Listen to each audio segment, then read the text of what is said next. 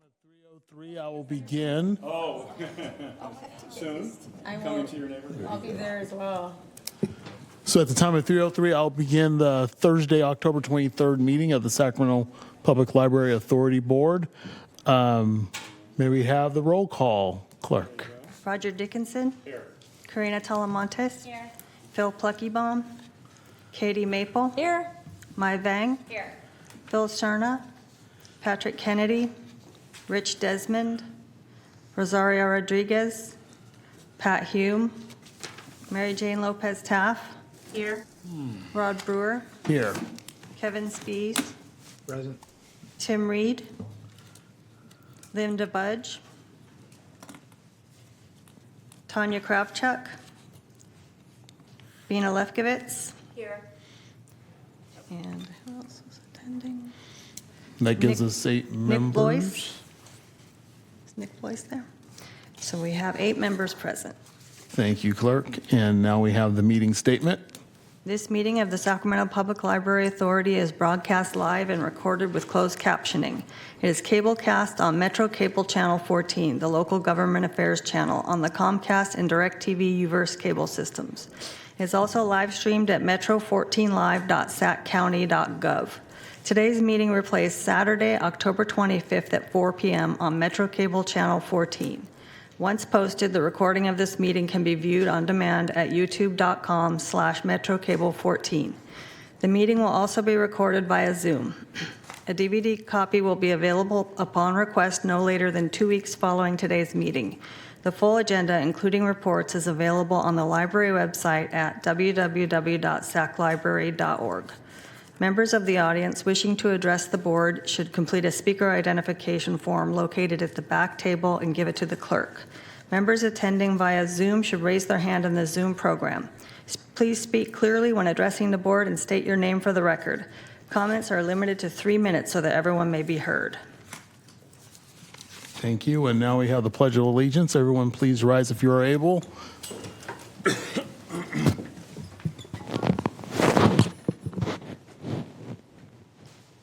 Right hand over your heart. Ready to begin? I pledge allegiance to the flag of the United States of America and to the republic for which it stands, one nation, under God, indivisible, with liberty and justice for all. You may please be seated. Item number 2, public comment on matters not on the agenda. I do not have any slips, so we will move on to item number 3, presentation. National Friends of the Library Week proclamation. Director Coyle. Thank you, Chair Brewer and members of the Authority Board. This week marks National Friends of the Library Week. It's an annual celebration recognized this week, October 19th through 25th. It is in about its 20th year. This is a national week sponsored by the American Library Association and others to thank and recognize and promote the great work that the Friends groups across this country do for America's public libraries. And so we have a proclamation today thanking the Friends for their work.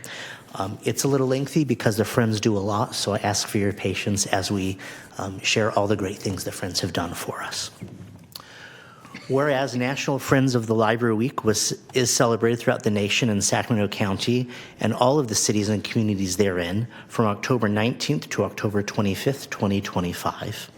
And whereas the Friends are the library's official fundraising partner, and along with its affiliates provide more than $300,000 annually to support library programs, collections, and services in all 28 locations. And whereas the Friends of the Sacramento Public Library have impacted the lives of first graders throughout Sacramento County, thanks to their generous support of the library's Book First program. And whereas in the 10 years Book First has been a library initiative, the Friends have raised more than $600,000, which provided over 169,946 books to first graders and helped Sacramento Public Library staff visit over 4,588 classrooms in 185 schools.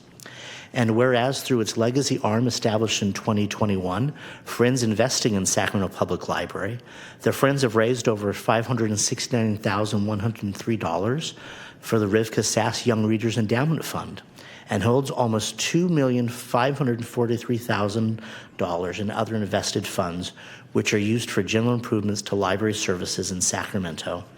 And whereas the Friends believe in and promote civic engagement and volunteer in libraries to monitor ballot boxes, assist voter service centers, and ensure that election days are safe and successful. And whereas the Friends of the Sacramento Public Library are library advocates, community ambassadors, volunteers, fundraising partners, and true friends.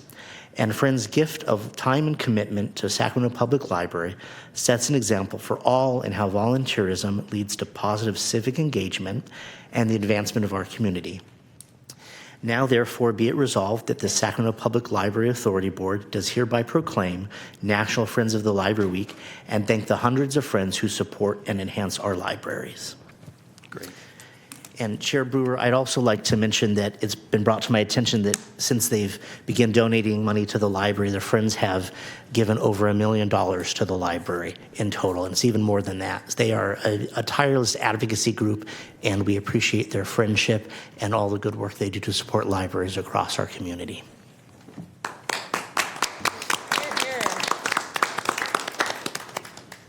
Thank you very much for that overview. That's really great, and that resolution definitely strikes a proper chord in the work being done and the partnership.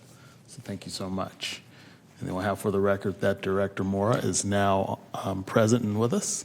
Director Lefkowitz, do you have any comments? I have a friend from the library rep. Are we going to give them the? Well, that's item through. Sorry. Yeah.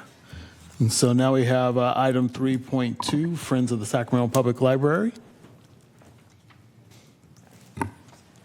Hi there, I'm subbing for Devon Graves. My name is Anita Scurry. I'm the past president of the Friends of the Sacramento Public Library, and I'd like to deliver his report. And I'd also like to let Director Coyle know that our records show that in the past 10 years, we've actually given over $5 million, $5 million to the library. Which it doesn't count the human resource hours and the volunteer hours that have been recovering since the pandemic. Prior to the pandemic, I believe it was over 56,000 hours of volunteer time, and I think we're back up into the 40,000 range. So I think that has a value of its own. So, members of the JPA, thank you. This is Devon's report with a couple of little additions. Thank you for the opportunity to provide a report on behalf of the Friends of the Sacramento Public Library, which is the officially recognized community partner to the Sacramento Public Library. Since the last JPA meeting in September, the Friends have remained engaged with key issues related to the organization's success and the benefits for our membership. And so here are a couple of items we wanted to share with all of you today. First, I want to share, this is hot off the press news, which is we had an antiquarian sale at our book den over the weekend, and it made $10,000 in 6 hours, which is pretty good. With respect to the Colonial Heights Library, we're encouraged by the reporting on the anticipated January 2026 opening of the Colonial Heights branch, and we stand in solidarity with the Friends of the Colonial Heights Library and advocate for a timely return to operations for that branch. We hope the library desert in that area will end soon. Communications Committee. I'm actually the chair of our Communications Committee, not my forte, but the committee has convened to discuss the results of a survey that was completed by, I think we had almost every single branch Friends group report back to us and complete the survey and regarding our attempts to develop a communications plan. We're focusing on areas of improvement and places of interest for internal and external communications. That includes with the library. And our committee is working through how to implement recommendations and best practices. And for those of you, I hope you all are, but for those of you who are members of the Friends, we have some events. We have a paper shredding event on October 25th at 1 p.m. at the Book Den, which is a new benefit. It's an event with some company called Lone Mountain, which is an opportunity for members and affiliate boards to eliminate paper clutter. So stop by the Book Den, shred your stuff, shop in the warehouse in the store. But this shred event is only for paper. There is a tea room and garden event on November 17th at 10:15 a.m. at Sac State at the, I hope I'm pronouncing this correctly, Sokiku Nakatani Tea Room and Garden, located on the lower level of the Sacramento State Library. So I guess you can have a tea room in your library. We will share the serenity of a tea ceremony. We will encourage attendees to come with questions about this beautiful Japanese tradition to share with our hosts. And the ceremony and visit will last approximately an hour and a quarter. And afterwards, members will have the opportunity to view the art gallery on the main library main floor. So that is Devon's report. Do you have any questions? Any questions from any of the directors? Thank you. I want to see if we can all take a picture with you with the National Friends of the Library Week proclamation, because even though we are local, it's still a national effort, and your partnerships is really makes this all go and makes this key. So if we can all go down and join Director Coyle and take a picture, that'd be great.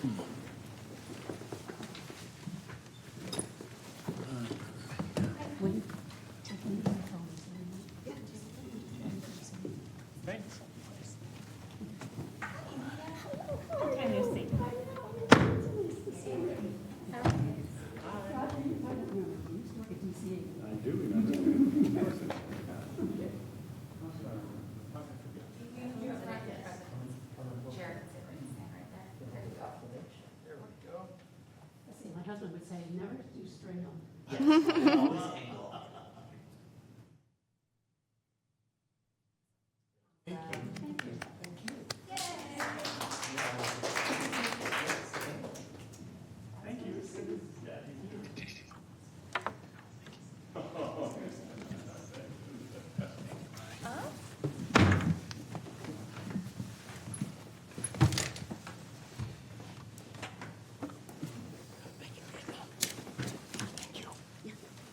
Mr. Chair, Yes. this is Linda Budge. Nice. Thank you for joining us, Director Budge. Absolutely. I want to add congratulations to the Friends also. For decades, I don't know how many decades, they have run this wonderful book den that has been available to teachers and everybody, not only for donating, but also for getting books for their classrooms and whatnot for incredible opportunities for their kids. And the Rancho Cordova Friends have played a unique role in getting bus service restored to the Rancho Cordova Library when it disappeared. And now they're helping us to create a long-awaited light rail station at Horn Road, which is directly across the street from the Rancho Cordova Library.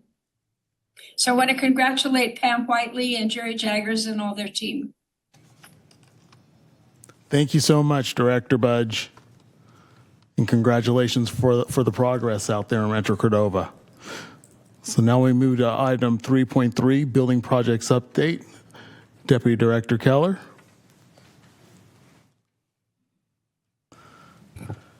Well, good afternoon, everyone. Bring up the presentation.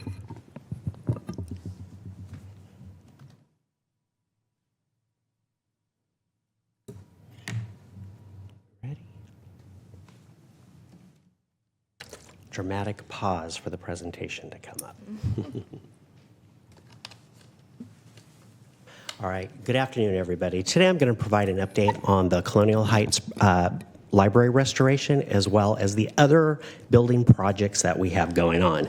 As everybody knows, 2025 has been the year of building projects. In all of my times in years in libraries, and it's been quite a few, this is the most concurrent projects that we have ever done. First update I'm going to provide is on Colonial Heights. As we all know, on July 26th of 2024, the tragic fire occurred in the Colonial Heights community room. While the fire was contained to the community room, the entire branch was smoked. As a result, the entire branch was declared a loss. Both the City of Sacramento and Sacramento Public Library swung into action.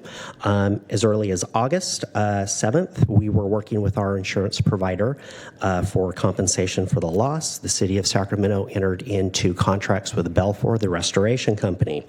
In September, Sacramento Public Library was able to settle their claim, and September through December of 2024, we worked to clear the library. And as you know, a library is just more of a place of books. It's technology, it's furniture, it's other equipment. So it took us a few months to complete this. In the end of December, we handed over the Colonial Heights Library to the City of Sacramento so they could proceed with additional abatement and restoration efforts. From January, February of 2025, based on a lot of learning that we've had from the new Elk Grove library projects and the Martin Luther King Jr. library projects, we looked at different furniture fixtures that we could use in this location, but we also looked at what we have learned from operating Colonial Heights. There's a lot of historic tension points with the layout, so this gave us an opportunity to rethink this, and so that when we repopulate it with furniture in the collection, what works best for the community and to provide service. So one thing that we could do a better job of is talking about really how long does it take to outfit a library once it's handed over.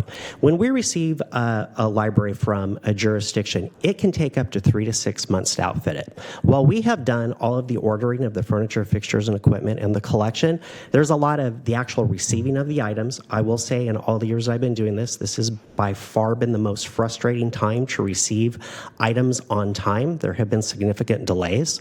But in addition, it's putting the furniture in. All the furniture is special order. This isn't something that we get from an IKEA. It's special order. It's industrial grade.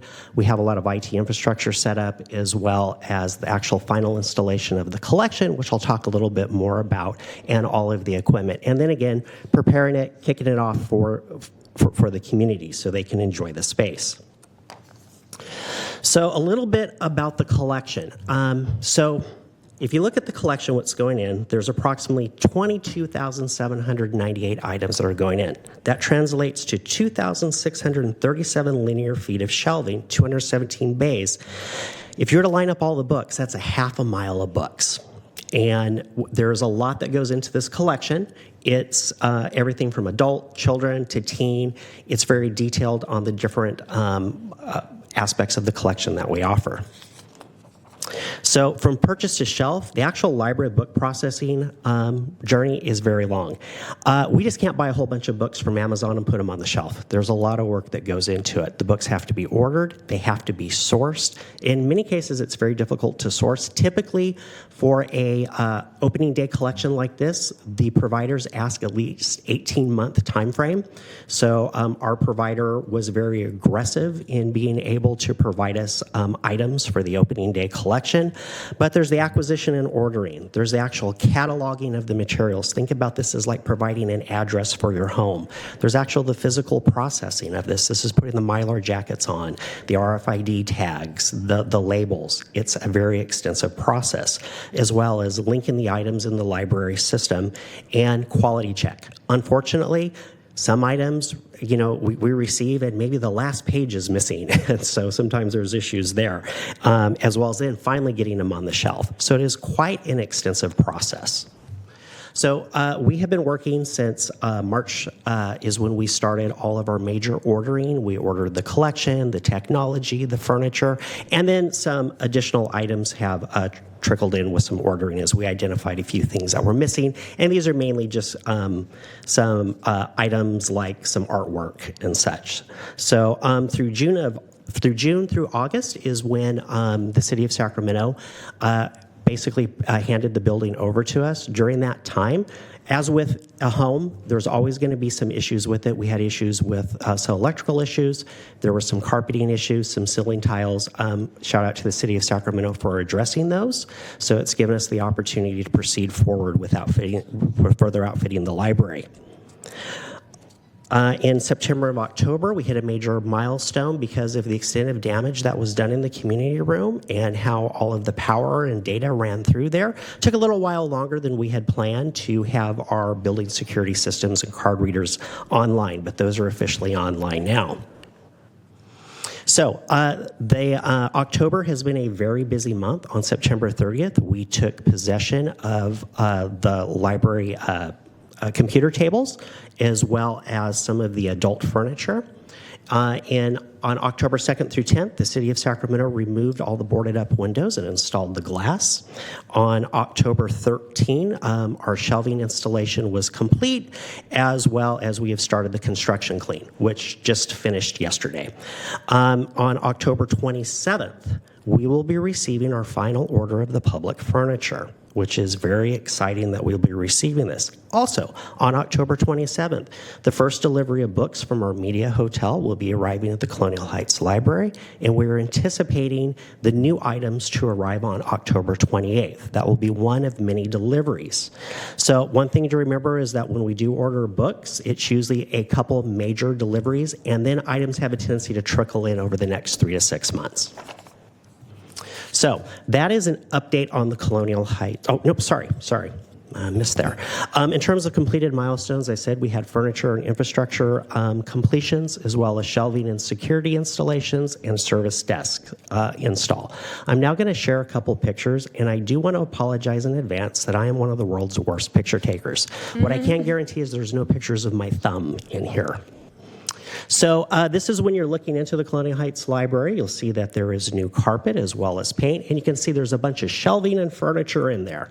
Once again, I am horrible at taking pictures. This is the new service desk that is there and will be installed a little later this month. Will be anchored in place as well as power and data provided to it.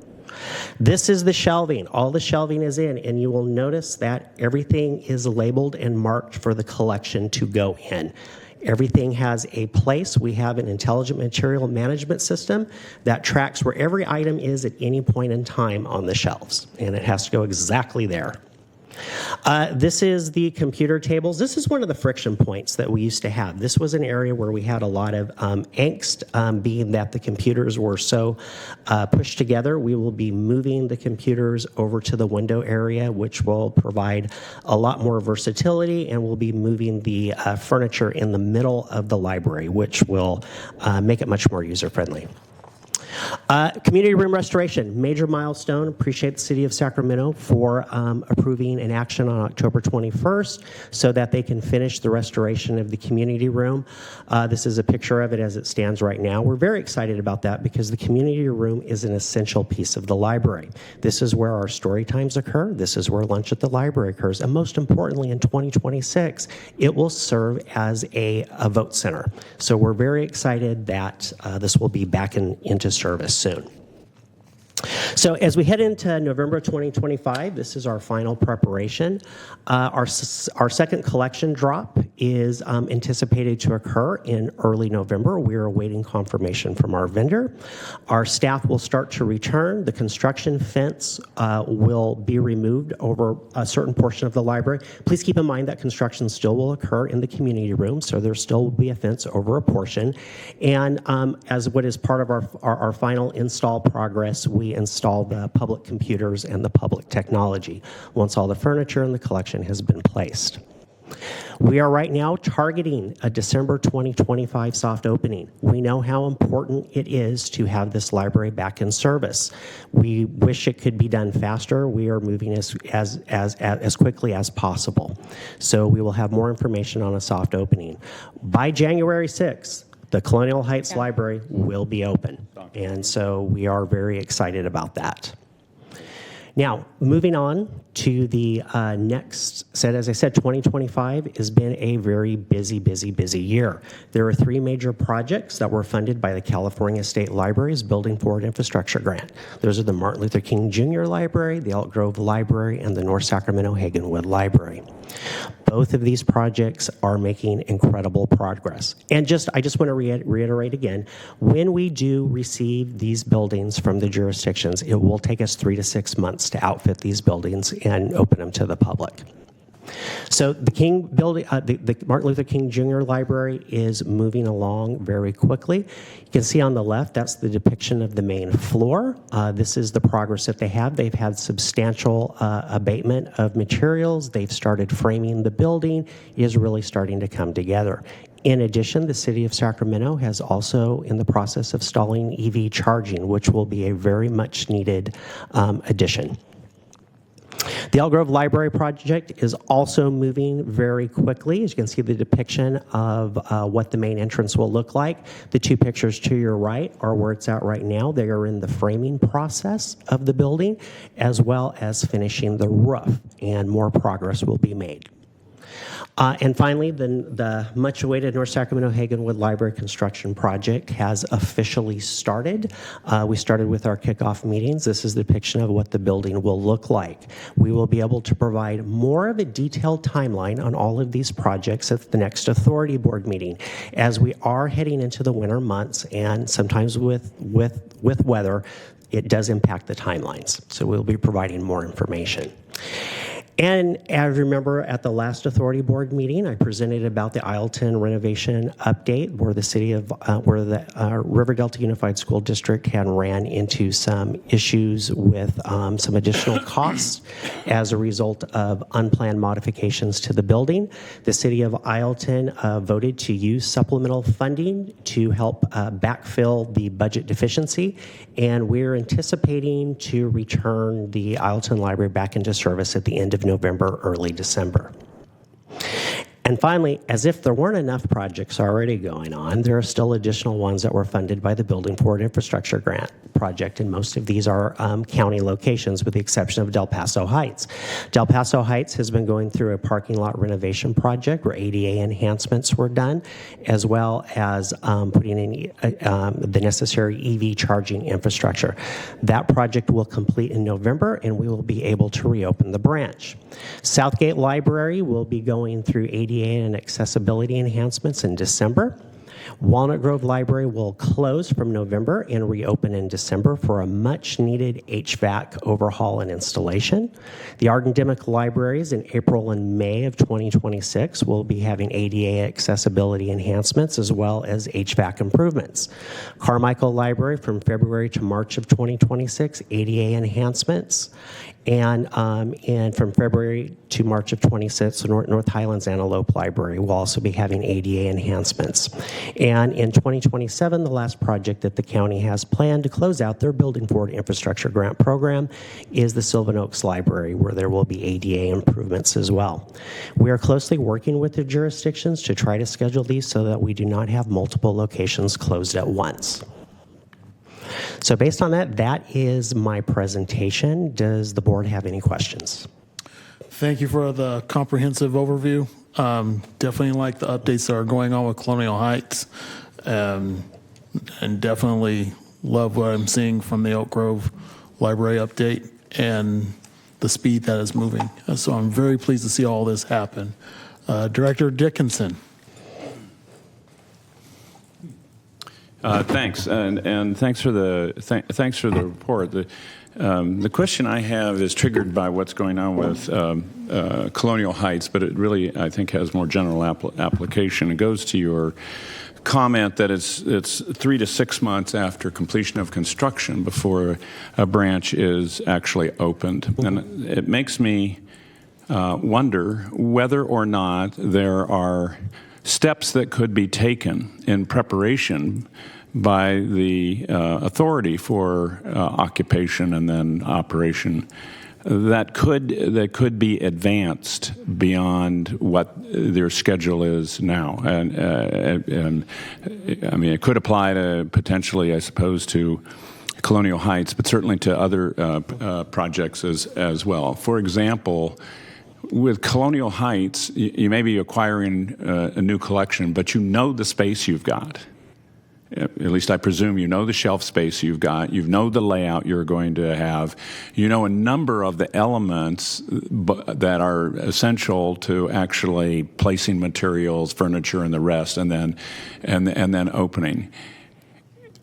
Can you think of ways that you actually could advance what you're doing in preparation so that it's not 3 to 6 months, but it's something substantially shorter in time? Because one, obviously, we all want branches open as soon as they possibly can be. But secondly, I think it's really frustrating to the public to see a building sitting there that's a library, and it appears that there's no construction activity, that's completed. The building looks like it's ready to go, and yet it's not open. And so that sense of frustration doesn't really serve anybody well. So I ask the question whether there are things that you could do sooner in time, if not compress in time, but sooner in time that would allow you to shorten that period of time once you actually can take possession. Yes, no, very good question, and I appreciate that.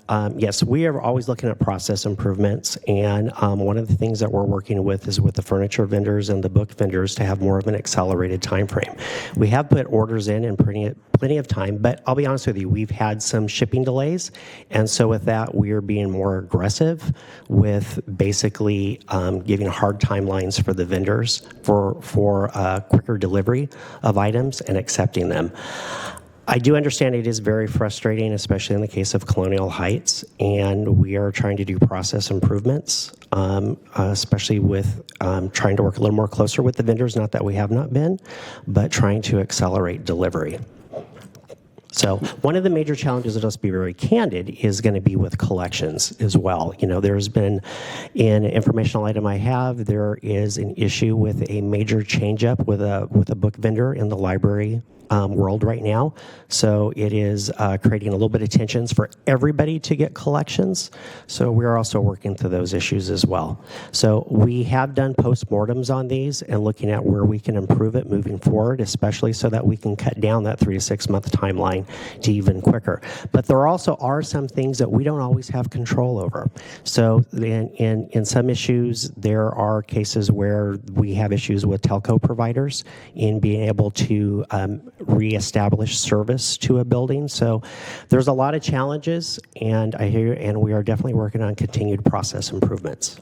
And I understand that there are things you can't control and things you can't do until you get in the building. Mm-hmm. But it seems to me fair to say you can focus on everything you can do before you're in the building. Mm-hmm. So in the case of Colonial Heights, you've got replenishing, restocking the collection because of what happened with the fire. In the case of, say, the North Sacramento Hagenwood Library, you're going to move from one small branch. You're going to get more space, so you got to obviously you're going to take that into account. But that's an instance where, or any of the other renovation projects where you know what the collection is. It's not the collection; it's not damaged. Right. You're not replacing. Maybe you're augmenting it. Yes. But it seems to me you can, in those instances, say we know what we've got, we know the space we're going to have. We can figure out the moment we get the key to the door. Yes. We can move that stuff over. Now you get the electrical and all the rest of it. You can't do till you get in the meeting. But I would really hope that in the case of all of these projects that are causing facilities to be closed for any length of time, that you're focused on everything you can do to expedite the reopening, because that's really what the public's looking for. And I can assure you we are doing that. And to your point with the Elk Grove Library, the North Sacramento Hagenwood, the King, there's already an existing collection. And yes, it's programmed. And yes, it's ready to go in. And it will be augmented. Colonial Heights was a little different in that it was a complete collection loss. And so, but to your point, we do understand that. And we are looking at process improvements to make sure that we can compress that timeline. Yeah, thanks. Director Maple or Vice Chair Maple. Thank you, Chair. And I appreciate Director Dickinson's comments. I really want to appreciate you, the team, for meeting with myself and Councilmember Guerra at Colonial Heights Library yesterday. It was helpful to see on the ground how it looks inside. It was helpful to see some of the damage too. And so, I recognize all the things that have been said here, that there are challenges, and we get that. I think one of the things that I've heard from several community members, and we discussed this a little bit yesterday, Jared, is this feeling that we haven't been communicating well enough. And that's on, both the library authority side and the city side to the community about what to expect in terms of timeline. And that may add in some of the frustration that Councilmember Dickinson mentioned. And so it'd be my hope and my request that we it was great to see this slide in here about the soft opening and the anticipated date in January. And we do recognize that timelines are squishy. We see it a lot in government, but I think it's great to have something to aim towards. And I would really request that we share that information proactively with the surrounding community. So in that Tahoe Park community, Colonial Heights, Oak Park, we can obviously assist with that, myself and Councilmember Guerra. And also with the Friends of the Colonial Heights Library, who I know that you speak with frequently. But we received, I'm sure you did too, a rash of emails from community members, and it seemed to me that several people were just unsure of what was the right information, what was the right timeline. So I just want us to be over communicative so that people feel as though they know what's going on. Thank you. Any other questions from directors online or here on the dais? Hearing and seeing none. No, I definitely want to thank you for the report, Deputy Director Keller. I know we've been talking about Colonial Heights since the initial fire and the timeline that we needed to take to get things back on track. What I didn't realize is that during that fire, you had the books were just completely destroyed. And because one of the questions that I was asked was, why can't we use the current stack of books that were not affected by the fire, but you can't, because you have a lot of different ancillary effects that come from it, and you have liability purposes. And so when I said that it's important that we have a safe, responsible reopening of the library, those are the things, because there's things that are within our control, that lessons learned as we move on to the next projects, we can make those adjustments and put those vendors, light a little fire under them and have expedite. But there's some things that are out of our control, and there's some things that Mother Nature puts in play that makes it difficult for us to make those sorts of snap decisions. And so I definitely understand the frustration from the residents in and around the area, but I definitely applaud the work that is being done on your part and on your team's part to make sure that we're getting everything moving in the right direction. It felt like things were moving in the right direction in terms of timetables and getting the library back open, but we're not far away from January 6th. Actually, there's light at the end of the tunnel. Hopefully, we can get things back and restored once all our materials are in place, because we're still waiting for those to come in place, and hopefully we can light a fire under those vendors to get those things to us as quickly as possible, because once winter's passed, then more angst will build. But I definitely want to thank the work you're doing. I want to thank the work of Director Maple, Councilmember Guerra for keeping that in the front burner of people's minds and focus. But it's definitely a team effort, and we will get it completed within the time frame that we have. So I want to thank you for that report. Thank you.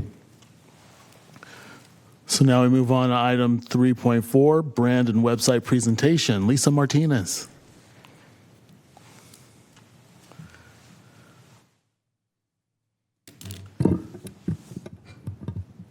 All right. Well, thank you very much, Chair Brewer and members of the board, for having me here.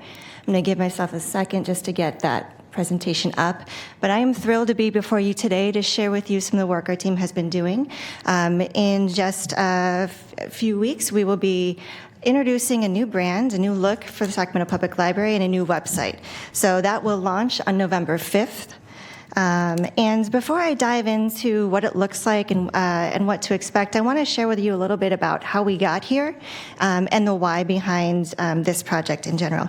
It has been a long time coming. We actually started this project back in 2023. And so, one of the first questions that people ask me as a library system, why do you need a brand? And, in the library world, we often say libraries are for everyone. And when we look at our website and we look at our brand, it's not built for everyone, it's built for some people. So when you're looking at our website in particularly, back in 2022, we did an audit, an accessibility audit on our site. And we weren't meeting the standards required to meet the needs through the website accessibility guidelines. And when we looked at that, we also said, well, it's not just our website, but it's also our visual standards for our brands. If we want to be able to serve everyone in our community, we have to think about all the needs that people have, whether you have low vision, if you have different reading levels, if you're using assistive devices to access a website. We want to make sure, just like when you're in a branch, that you have the same experience no matter how you're accessing the library. We were looking at all those different pieces, and we started on this process to rebrand the library. And before we got into, the fun part of branding, where it's all the visuals, we asked a lot of questions. And so the brand's website strategy and approach was really shaped. It's research-driven, it's audience-focused. We asked a lot of questions to understand the why, what people value about the library, what they need, what they like, what they wish they had, so that we're not just creating something in a vacuum. We're thinking about how we build something that will last for a long time for the library. And so we asked a lot of questions. We kicked off both of those projects with a very intense discovery process, that research. We did one-on-one interviews. We did audience surveys online. We did staff surveys. We did focus groups. We even went out to the community and we asked them questions about the library. And what did we find? What we heard from our community is that some things it was nice to see these affirmed. First and foremost, when we talked about the library, people love the library. That's what we heard over and over again. We love the library. The library is important to us. It's a space for me. They also very much appreciate our staff. Some of the other themes that kind of surfaced in both the website and the brand research is that they really appreciate the wide variety of services, the breadth and the depth, not just the books and collection, which is important, but the online resources, the learning resources, the in-person services that we provide over and above of what you would expect from a library. Another thing that came up is just this constant sense of discovery and wonder. People, when you talk about the things that we offer, they were always surprised of, oh, I didn't know the library did this. Or, oh, I went in maybe to pick up my holds and I realized I could drop off my ballot and vote today. Or I found a seed library. Those moments of discovery and that ability to access our collection freely is something that folks really value. The other element is that people see the library not just as a place to pick up books, but it's a place for community. We have physical spaces, our meeting rooms, our programs provide an area where people can connect, where different community members can intersect, learn about each other, and build those relationships.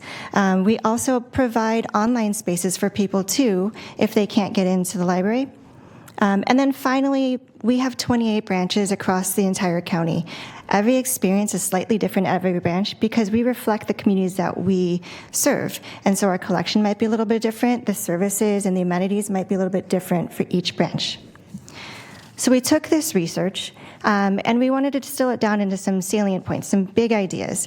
And so we developed a positioning statement, and this is more internal, but this kind of gives you a flavor of where we started off in this journey.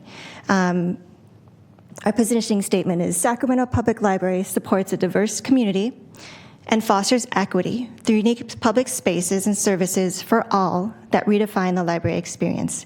There are a lot of words in here, and there's some that are bolded because those are some of those foundational themes and ideas that really, really connect with our mission and vision as a library. And that's a lot of words, but I think what you probably are really interested in is what does it look like? What does it feel like? And so I'd like to share with you our new brand identity. So I'll start with a video. Every time you step into a branch, you'll find yourself in your history, in your community, and in your future. Whatever you're looking for, we can help you find it. Sacramento Public Library is much more than just books. We're the ultimate search engine. While you may come in with a question, we're sure you'll leave with a world of answers and possibilities. Always evolving, forever adapting.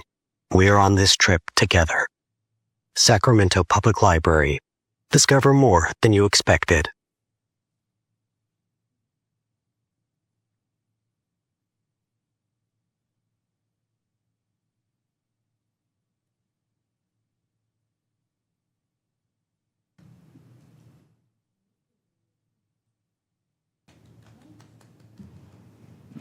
And so, yes, this is a new look for the library, but when it comes down to it, it's the same heart, the same message, the same way we serve our community when we're at a mobile services stop, when we're at an outreach event, when we're in a classroom. Our new tagline, where curiosity meets community, it really speaks to those intersections and the way we bring people together, the way we provide access to information, and free access to all.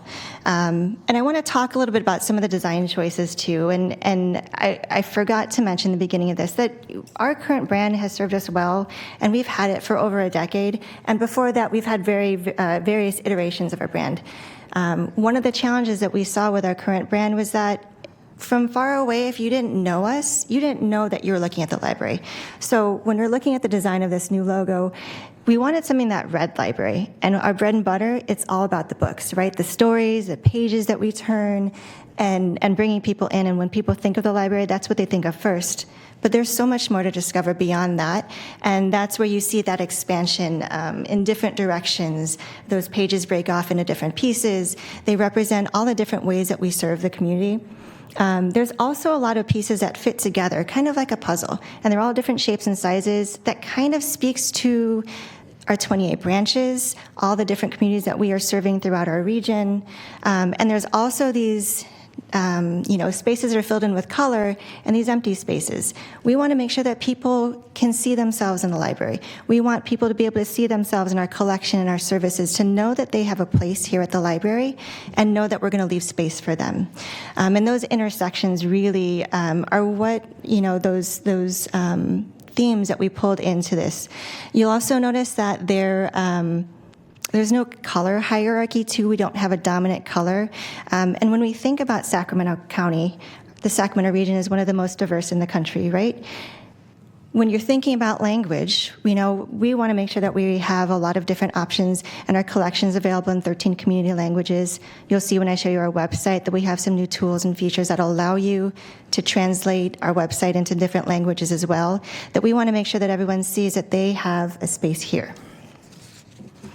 So I'll show you a little bit more about how it will roll out, and we will launch this new brand on November 5th.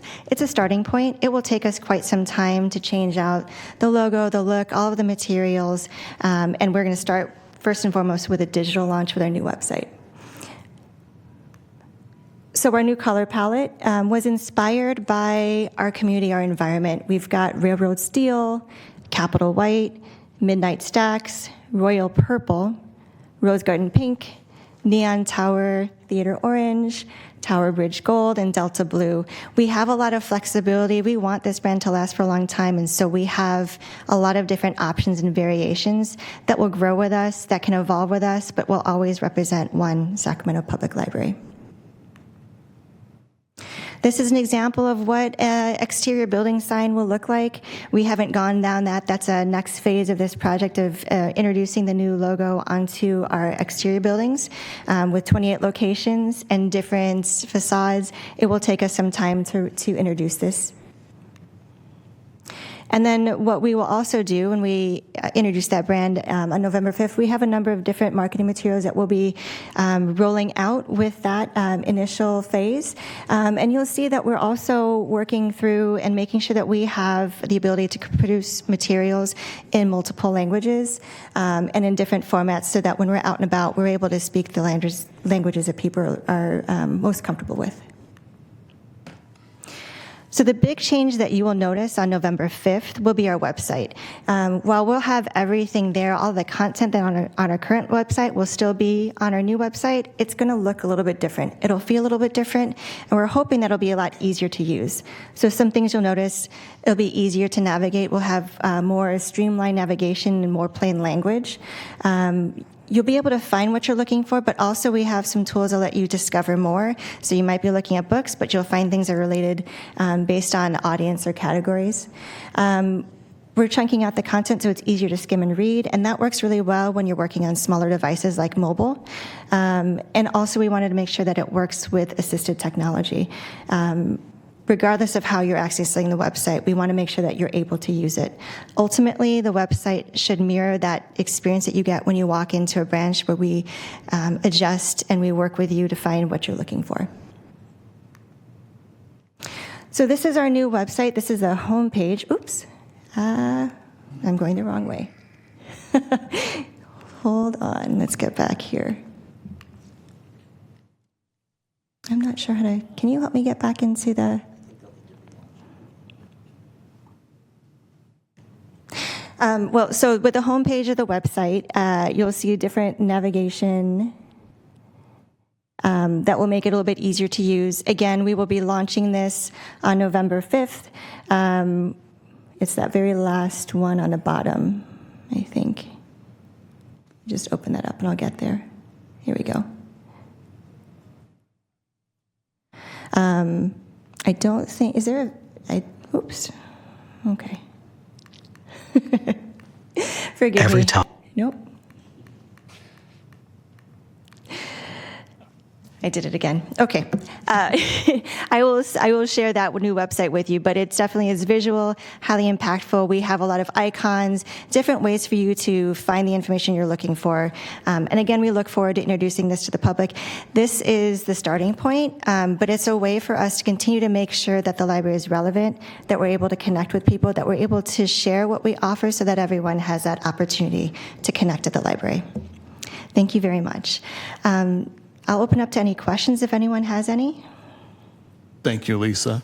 Do we have any questions from any of the directors? Yeah, no question. Director Talamantes. Can you go back to the logo? Yes, I think I can. This one. Okay. So those are meant to, can you explain the logo again? Like, I know the colors, why they were selected, but are those meant to be like books, or what It are they is meant to be? feel like, it's meant to be a little ambiguous. So it could feel like books on a shelf. It could feel like pages opening up. It could also be shelves within a library. It also evokes kind of like that feel that it feels kind of like it's expanding out. So it also evokes how we serve our community where, you know, we're always looking at something, responding to the community needs. Those little pieces fit together just like our 28 branches within our library system. Through our research, we found out people are very familiar with their local branch, but they don't always realize that as a library card holder, I can go anywhere within the 28 library system throughout the county and access services there too. Okay. And what font is that, Sacramento Public Library? The font is, it's called PP Object Sans. We chose a sans serif font specifically as we're looking at readability. The sans serif tends to be easier for people to read, particularly if they are have lower reading levels. It's easier to chunk out that font versus something that a sans serif font that has kind of like the feed and flourishes at the end. Okay. And then when you do the branding for our website and everywhere else, is the tagline where curiosity meets community going to be on every single item, or is it mainly going to be the top piece in that? It would be with the logo itself, but the content throughout the site will, change based on whatever the topic is. Okay, thank you. Director Lefkowitz. I like the logo, particularly as you explained it. I saw the meaning behind it, and I like the multiple colors and the way you showed us how those represent different items or things in Sacramento. I really like the fact that you are embracing the diversity of our community, and the fact that you have 17 languages. I think you said your website's 13. gonna. Yeah, that's amazing. So congratulations on that.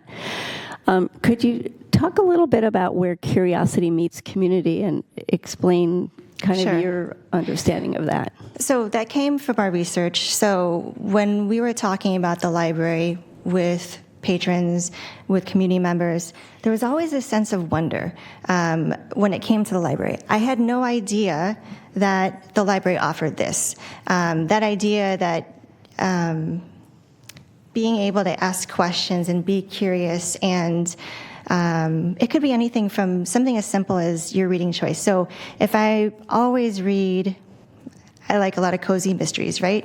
But being able to go into a branch and look at anything and check out 60 items at a time and explore different genres, to be able to walk into a branch and a branch like the Central Library that has a makerspace. I always wanted to know, like, I listen to a lot of podcasts, but I didn't know that we had a sound studio within the makerspace at the Central Library. So I could go in there and I could dabble in and record something, use some professional sound equipment.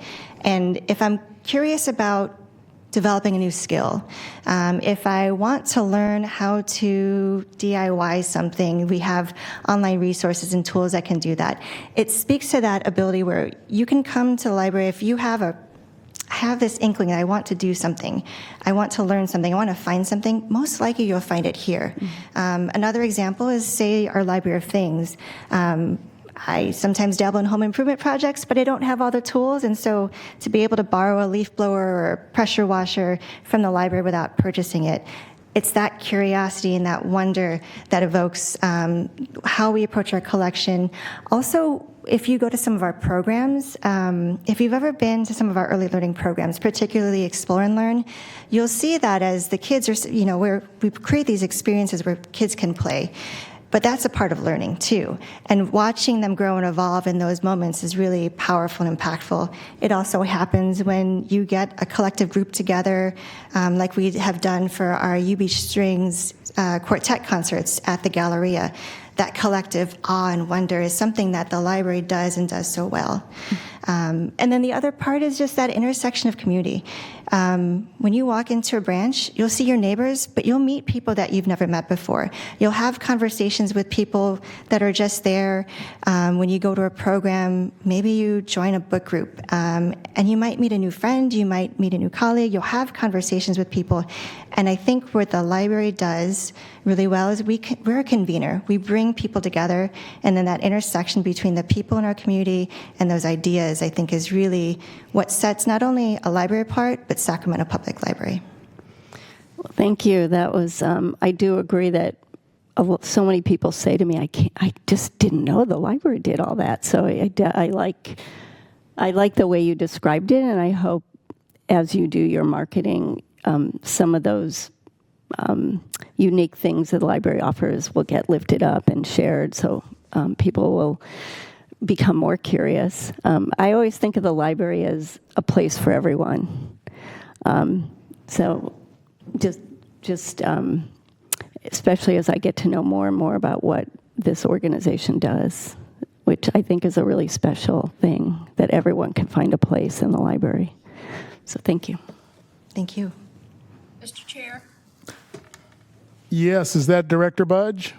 Yes, thank you. I'm sorry. Our system doesn't have a way to raise a hand that I can tell.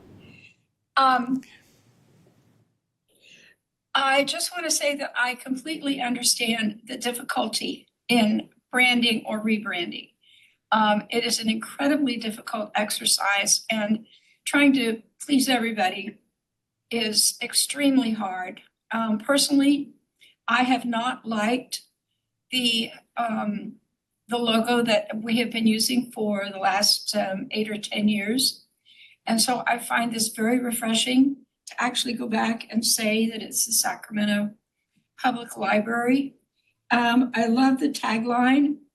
It expresses the mission of the library without using any of the words that in some quarters have become negative buzzwords today. My only request is a wonder of whether we could, and I like the library, the logo. I like the fact that it expresses an open book without being an open book. And my only question is whether, understanding why the colors were chosen, but wondering if we could boost up the intensity so they're not so pastel. That would just be my personal thought about it. Thank you for the feedback. And what you're seeing in the logo colors, that's kind of the primary colors, but we actually have a much extended color palette that goes a shade darker and a shade lighter. So depending on how we're using it. Yes, exactly. We wanted to pick colors that have very high contrast too, so that if you have low vision, it's easier for you to perceive the text and the colors separately. I understand. Thank you. Any other questions from directors? Hearing and seeing none. No, I like the illustrative manner and how the logo comes about and the lead in for the opening for the website. One of the things I thought that was interesting is that when you do have it, you have this preamble, and the preamble kind of leads into the imagery. And I was wondering, is there a way to have the preamble be addressed as you're showing the images, and maybe some light music in the background to really build up that interest for the user as they go into the web page? And if they wanted to skip that whole preamble, they could just hit the button and go straight into the web page. Because I definitely understand the method behind the madness as you're putting that together. And to Director Budge's point, what I noticed on the logo is like Tower Bridge gold, but the gold is more of a lighter yellow. And so if we can make that a little bolder. And one of the other things I noticed is that you have a nice rainbow collage, but there's no green in it. And with every kaleidoscope, you have some representation of some of your primary colors in with the pastels to make it all mix. But other than that, it's really good. I really like it. I like the storyboard behind it. I like the catchphrase, because the catchphrase is has intention behind it. You know, and just to be honest, I didn't even know that the Sacramento Public Library had a catchphrase before today. And so I guess pop quiz, what is the catchphrase of the Sacramento Public Library? It's funny because we don't use it very often, and we've adopted different things, but it's books are just the beginning is a phrase that we've been using over the past few years. Yeah. And it's like, and if it took us 3 seconds to even come up with it, then obviously something else needs to be used and something quicker and more impactful. And I think this definitely strikes that chord. But this is a really good job. I really appreciate it and really like that very much. Any questions or comments from directors? If there are none, great job, and we will move on to the next item. Thank you. So now I have the executive team report, item 4.1.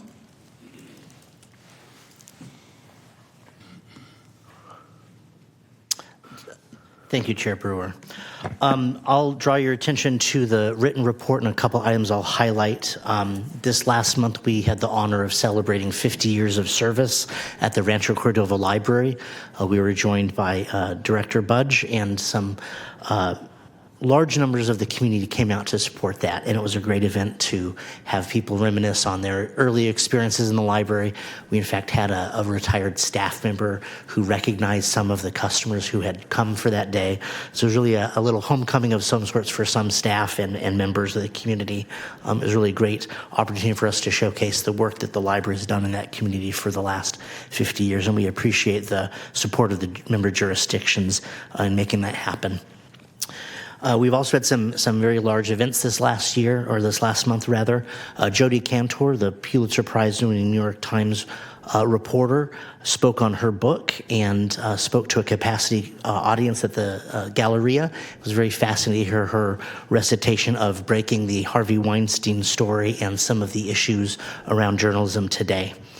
And we also graduated 71 students at the Career Online High School. A number of those, 14 of them, participated in the ceremony.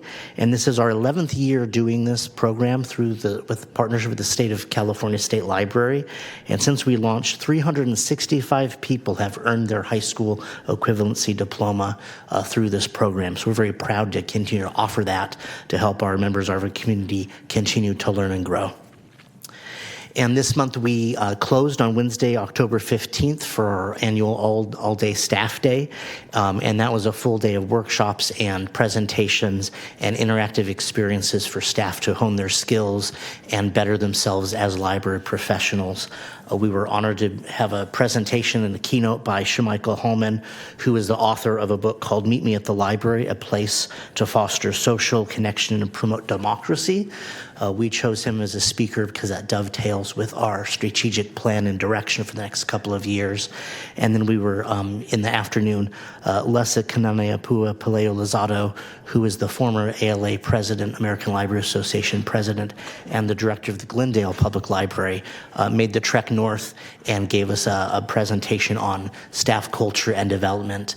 And it was a very enjoyable day for all. We did have some llamas for staff and some therapy dogs as well. So we had a full day of lots of fun, but lots of work and learning as well.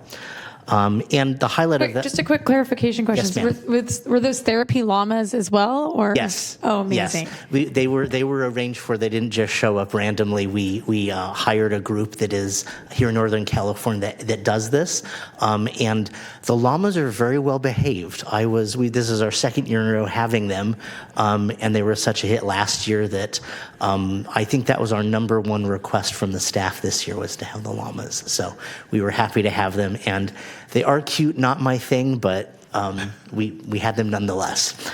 But the highlight of the afternoon, other than the llamas, was our staff anniversary and milestone recognition, where we had a number of staff recognized for their length of service. We have some staff members who have been with us 30 and 35 years. So it was an honor to recognize those that have been with us and those who have even been with us just a year. We have a great group of staff, and it was great to bring everyone together. One of the few times a year that all of the staff can be together and see their colleagues that work at other locations. That's the end of my written report, and I'm happy to answer any questions and comments that the board might have at this time. Makes me want to pet a llama. That was a great report. Thank you so much. Any questions from any directors? Hearing and seeing none, we will move forward. Item number 5, obviously, we have the monthly financial report. I trust that everyone has seen that and read that. Any questions from directors on that item? Hearing and seeing none, we now move on to item number 6, consent calendar. We have 4 items on the calendar for consideration. I'll move for consent. I'll second. So I have a first from Director Talamontes, a second from Vice Chair Maple. Any comments from the public? Hearing and seeing none, clerk, may you please call the roll? Roger Dickinson. Aye. Karina Talamontes. Phil Pluckybaum. Katie Maple. Aye. Mai Vang. Yes. Phil Cerna. Patrick Kennedy. Rich Desmond. Rosario Rodriguez. Pat Hume. Mary Jane Lopez Taff. Aye. Rod Brewer. Aye. Kevin Spees. Tim Reed. Linda Budge. Yes. Noel Mora. Aye. Bina Lefkowitz. Yes. Nick Blois. Aye. And motion passes with 10 members voting. Thank you, board. Now we move on to item number 7. We have no action items. Item number 8, reports, ideas, questions from board members. Are there any items from directors? Hearing and seeing none. Now we will depart into closed session. We will go into recess.